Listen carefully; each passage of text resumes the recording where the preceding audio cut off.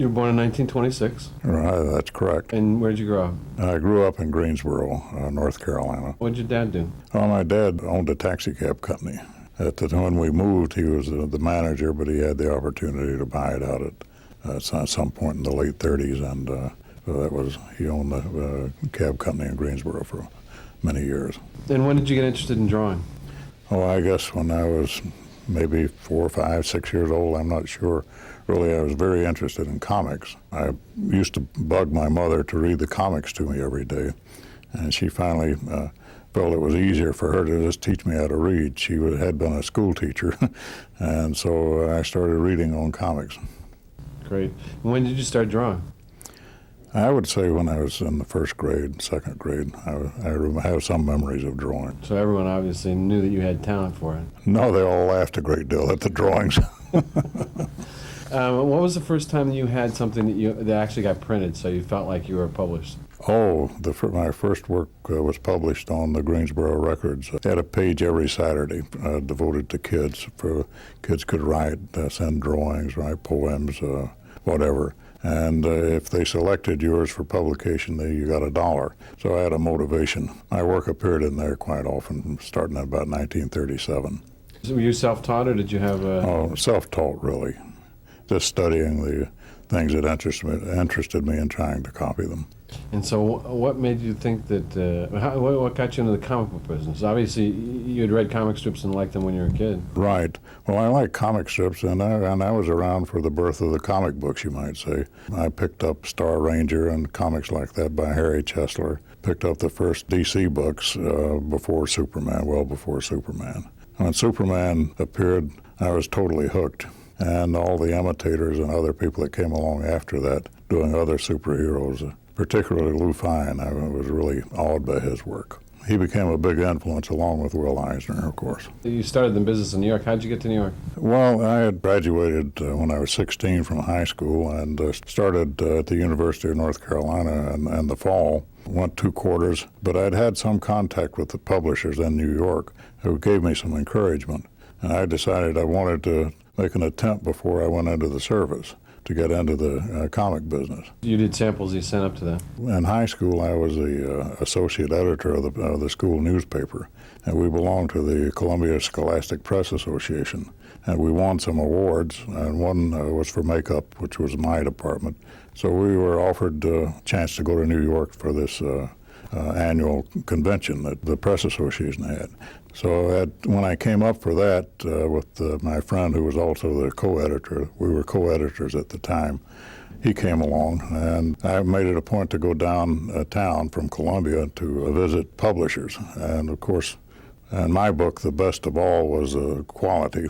It had Lou Fine, Jack Cole, and people like that working there. And at that point, I did meet Lou Fine, and I met Jack Cole and a couple of other people. Did you go to any of the shops there, the Eisner shop, or?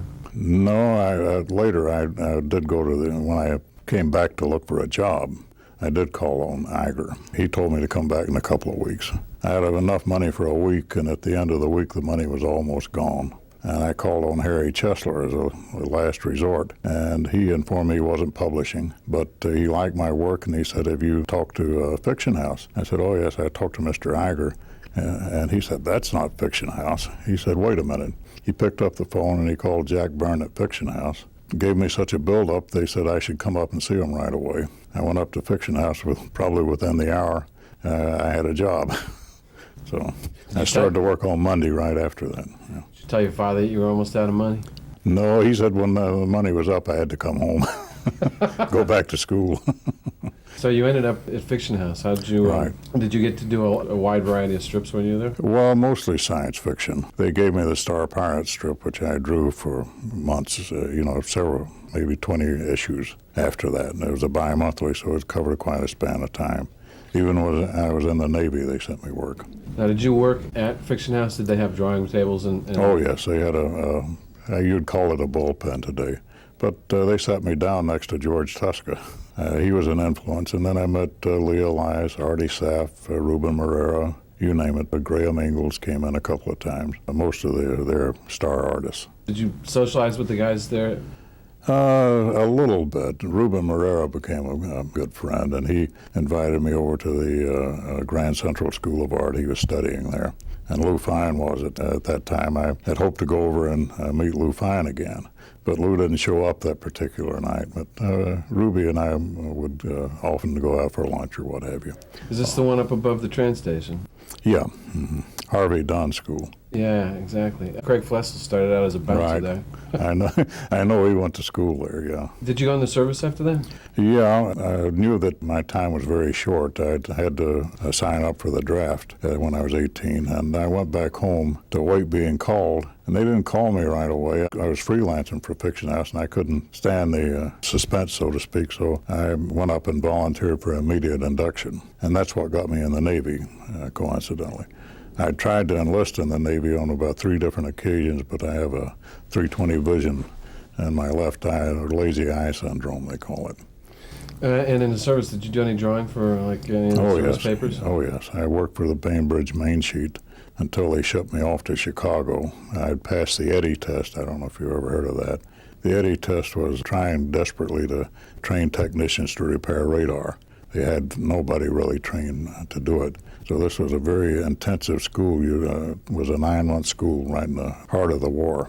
So I wound up in Chicago to make an attempt at that school. Of course, I did well on theory, but when it comes to bench work, I was all thumbs. And I failed the first go-around. So they called me down and said, "You did fine on theory, and we'll let you try it again." You know, I said, "Well, I didn't want to be here in the first place." When you got out of the service, did you go to a lot of different publishers, or did you go back to Fiction House? No, I went back to Fiction House. I met my wife in Chicago in the meantime. You know, we became quite serious, and so I wanted to get back to Chicago. They allowed me to go back and freelance. As I was a freelancer, I kept scanning the ads at the Chicago Tribune. One day I spotted an ad for someone to illustrate an adventure comic strip. And that's how I got involved with Buck Rogers. It turns out they were looking for a replacement for Dick Calkins at the time. And how long did you spend on Buck Rogers? 2.5 years, about 2 years of drawing the strip, and the other half year or so of getting the feel of the thing. They paid me to come and make trial drawings, many of which they used in their promotional publications after that. When you were doing Buck Rogers, did you think to yourself you were going to get typecast in doing science fiction?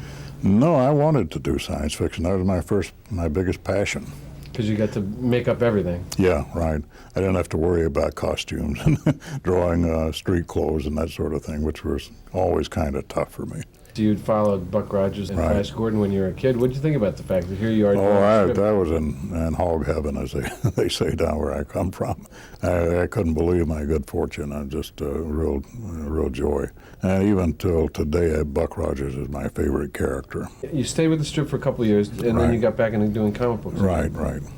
Did you still do comics during that time? I was doing pulp illustrations all along for Ziff-Davis and for Fiction House. So I continued doing those for some time, up to about 1952, I believe. I still did a few pulps. Ultimately, Rick Yeager, who was doing the Sunday, took over the dailies. The plan had been that I would ultimately take over the Sundays if I worked out on the dailies, but that never happened. I had some differences with the owner, and I decided to go back to comics, and I actually went to work for my father for a time. Did you go to D.C. at that point? No, actually what happened was I was doing the pulps, as I told you, for Ziff-Davis, and Ziff-Davis decided to open a line of comics. And the art director in Chicago knew of my comic background, and he asked me if I would be interested in doing comic strips or, comic books for them. And I said, well, sure. And so they informed me at some point that Jerry Siegel was their creative director, and they put me in touch with Jerry, and we worked together for a couple of years on things for Jerry, in addition to doing work for other publishers. Must have been interesting. I mean, you obviously knew Jerry's background. Oh, yeah. Well, Jerry and I hit it off because we could both commiserate a little bit about our problems. How long did you work for Ziff-Davis? I guess I was doing some work for them almost up until they decided to throw the towel in and not publish comics anymore. The mid-50s. Yeah, 53, 54. The Senate hearings, the Kefauver Commission, all sort of put the kibosh on many of the smaller publishers. Not that they were small, but I guess they felt they weren't making any money on it. It was foolish to keep pursuing it. And what did you do at that point? By that time, I was working for D.C. D.C. became my mainstay almost right away when I started to work for Julie. and the Ziff-Davis stuff became secondary. Did you know Julius Schwartz before? No. But we had a common friend. There was Ray Palmer, the editor of Amazing Stories. He and Julie had been friends since the mid-30s, and that was a big coincidence. We both enjoyed that, talking about it and all. He gave you pretty much free rein to do a lot of different books. Yeah, well, I ultimately did Captain Comet in the early 50s. I did an Edmund Hamilton feature, Chris Kale, 99, which was a rip-off of his Captain Future character, but that appeared in Strange Adventures, I forget. Strange Adventures, yeah, it was. And so you got a chance to do the science fiction books Oh, with yeah. DC? Oh, yeah. It was, and Julie's a dream to work for, the easiest guy in the world. There was a group of artists who ended up doing most of those books. You know, Mike Sekowsky, Carmen Infantino, yourself, and Joe Giella worked on those books. Well, at that point in time, I don't believe Mike was doing anything for Julie. He came on a little later. But yes, Carmine and Joe Giella, Frank Giacoia, Alex Toth. Difficult to call him Cy because we always called him Seymour. But when he got a really professional job doing the Phantom, he was almost told that he had to shorten his name a little bit. So. But I worked in a studio with both Dan and Seymour for a period of several months in 50 or 51. And how was that? Well, Seymour's a peach of a guy, yes, but Dan is bombastic and very mercurial, shall we say. Yeah, I've heard stories about both Barry brothers, actually.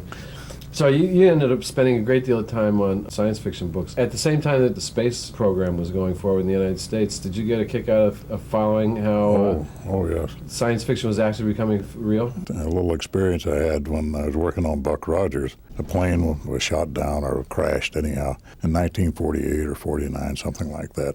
So Mr. Dilley picked up on that right away and sent telegrams out to every subscribing newspaper that Buck Rogers really had nothing to do with it and so forth. You know, he's a great one for getting publicity out of anything that happened.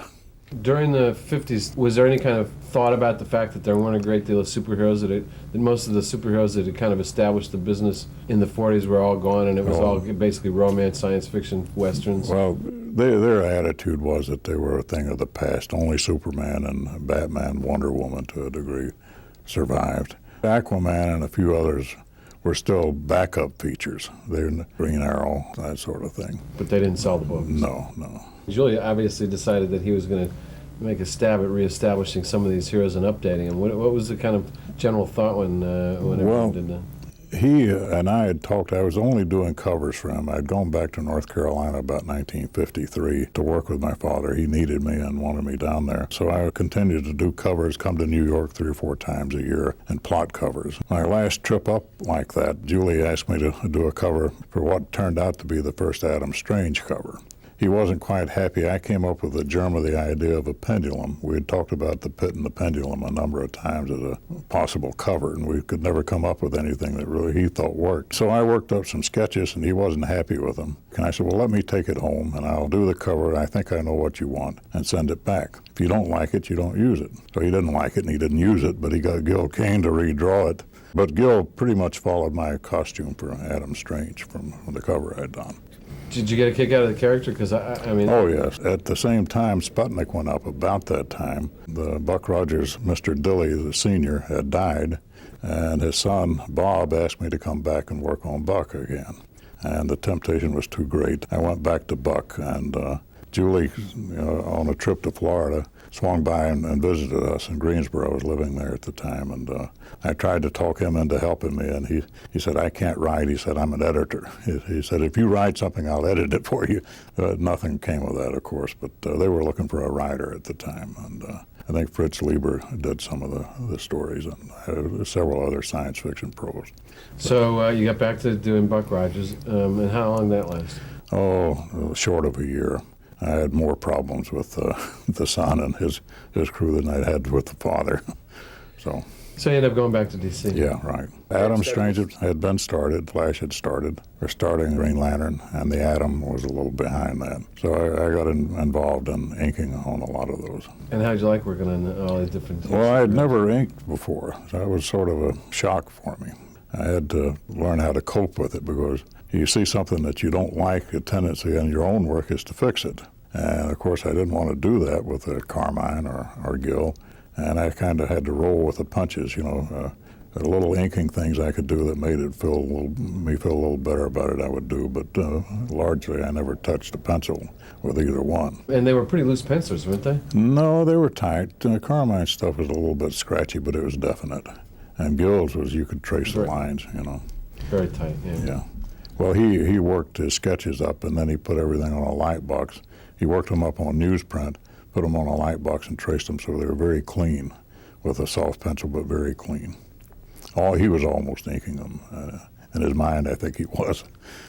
Very clean, like yeah, that. Right. So you had a good time doing those strips? Oh, yeah, I enjoyed them. And the Atomic Nights came along about that time. Of course, I bugged Julie unmercifully. I said, I'm not an inker. I want to do my own work. And I still feel that the best work is done by one mind that controls it all. And Will Eisner is a perfect example of that. He had a lot of people help him, but he did the key stuff. He did all the real thinking and everything he produced. And the same is true of Kniff, Raymond, you know. All of those guys did the penciling and the inking. Did you like the fact that the Atomic Nights rotated every 3 issues, so you didn't have a top deadline? Yeah, the deadline was not the problem. It just took a lot of extra sweat and time to do it. I had a lot of extra time for the Atomic Nights when I do one. You know, 6 suits of armor. Each suit of armor is different, 6 different people, and they always were menaced by at least a dozen, you know, get into fight scenes and what have you. And I was never oriented with doing these mob scenes. Somehow, Reed Crandall and Jack Kirby, no problem. They just draw them. Mike Sekowsky the same way. Did you end up doing model sheets for each of the characters? No. I drew them for my own satisfaction and would show them to Julie. Just to save myself a little aggravation, there were two of the characters were brothers. So I said to Julie, can't they be twin brothers, identical twins? He laughed and he said, yeah, go ahead. But they had different suits of armor. No, I was going to say the Atomic Nights and the Space Museum stories were my 2 favorite features in those in the Strange Adventures books. They still are. I mean, those are the only ones I collect at this point. Yeah. I never got into Mike Sekowsky's stuff, so. Well, Mike was an extremely good artist, but he, like a couple of other people I met, had ambitions to go in another direction and got mired in comics and never got out. He wanted to be a fashion illustrator, and he was extremely good at that. You know, that's why when he changed Wonder Woman, she was became a fashion plate, if you noticed. At least his idea of a fashion plate. And does that mean that Snapper Carr was the fashion plate in the Justice League? I don't know. That's the only chapter I ever inked of Justice. The first issue, the first tryout issue, was divided into, I think, 4 chapters, and I did the Snapper Carr chapter over Mike's pencils. Yeah. Right. I remember you did a lot of the covers for the Justice League. Yeah. Did you enjoy doing covers better than the interior stories on a lot of stuff? Well, they were more of a challenge. You know, you had a lot of elements, and you had to make them interesting and dynamic if possible. And that was not my strong point either. Jack Kirby's foreshortening was not something that I really understood or cared to do. To me, it was not realistic. It had become more abstract, and so that's one of the reasons as much as I admired Kirby, I never wanted to work like that. I wanted to do the Foster Raymond kind of realism. And the stuff shows. I mean, it's obvious. Looks great. I mean, did you end up having any long-term relationships with any of the people that you inked for example, like Carmine or with Gil Kane or any of the other people? Well, I inked quite a bit of Gil's and quite a bit of Carmine, of course, and Sekowsky. But no, I never had any real understanding with them or anything. But Kurt Swan was a little different, but I worked a little closer with him maybe than I did some of the others, but it was because I really liked his work. He and I were on much the same wavelength. Was it tougher working on such a big strip like Superman? Were there more restrictions than there were on the other characters? No. But Kurt was such a complete penciler, you didn't have to worry about changing anything or emphasizing anything because he thought it all out. Did you live in North Carolina the whole time? No. I moved back to New Jersey. Moved to New Jersey in 1958. So I've been away from North Carolina since then.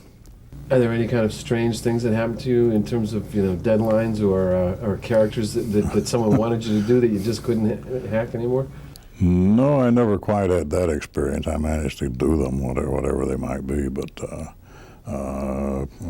Strange experiences, yeah, I'm sure I had plenty of them. We could pinpoint something, but just off the top of my head, nothing comes to mind. Were you a big moviegoer? Yeah, at one time, but being a freelancer and you have to work a 12-hour day or so, it's hard to find much time for movies. But if you have a specific movie or... No, I'm just curious to know if any of the movies that you saw influenced the stuff you drew. Oh, definitely. When I was a kid. What kind of stuff? I saw the chapters or serials, we call them. I was really taken by those. And, of course, the Tarzan, King Kong, Frankenstein, all those were things that I really enjoyed. Did they grab you from a visual sense or from a story sense? Both. I like the unusual atmosphere in all of them. Of course, Buck Rogers and Flash Gordon were two serials that I enjoyed. Strangely enough, I saw very little of the Buck Rogers when I was a kid, the serial.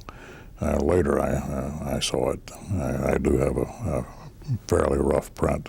Not print, but a video of it. Did you think about wanting to have loftier ambitions, or did you always have a fun time? Oh, no. I think all of us in the business at that time looked upon it as a stepping stone to doing their own syndicated strip.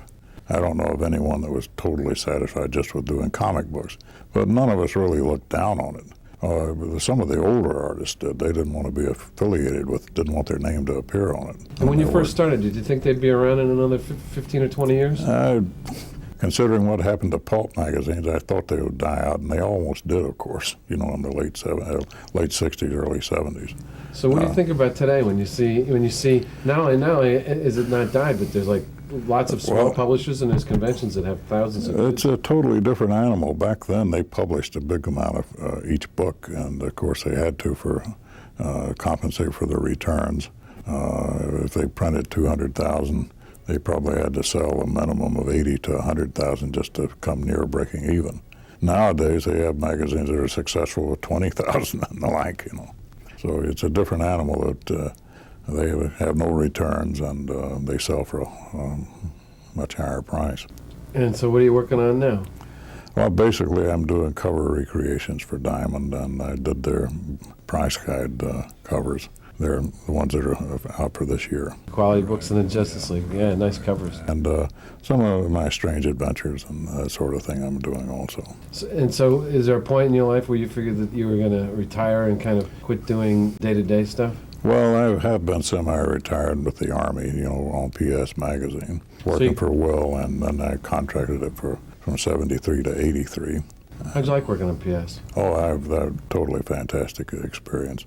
Of the projects that I've worked on, that's the one I most enjoyed. I got a feeling I was doing something worthwhile.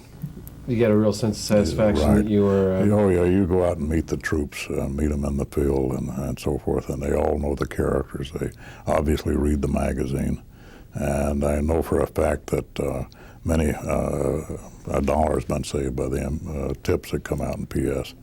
Back during the Vietnamese War, they were having a lot of trouble in the early stages of the war with the M16 rifle, which was new at the time. There were congressional investigations starting up on it, and someone got the idea of running articles in PS and compiling them into a handbook. And once that handbook was compiled and got out, the whole furor died down. It was simply a problem of maintenance. The new weapon, they didn't know how to maintain it correctly. Great. You got anything in a half a minute that you'd like to say about the business in general? Nothing much. You had fun with it? Oh, yes, absolutely. It's a dream come true in many ways because I love comics from just a 3 or 4 year old kid on. And to work in the industry is a great satisfaction.